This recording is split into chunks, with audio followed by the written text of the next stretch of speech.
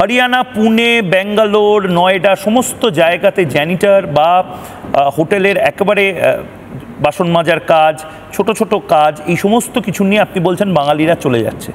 পরিস্থিতিটা কতটা ভয়ানক, আপনার কাছে কি খবর আছে?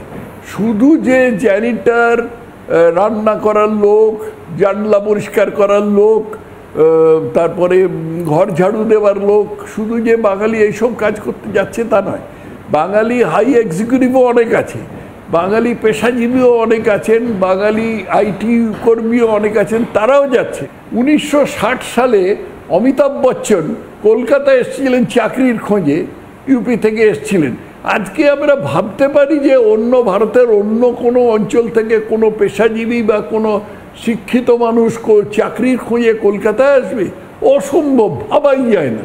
এটা একটা মরুভূমি, এটা একটা সম্পূর্ণ ব্যারেন জায়গা, এখানে কোনো ওসব হবার কোনো প্রশ্নই ওঠে না।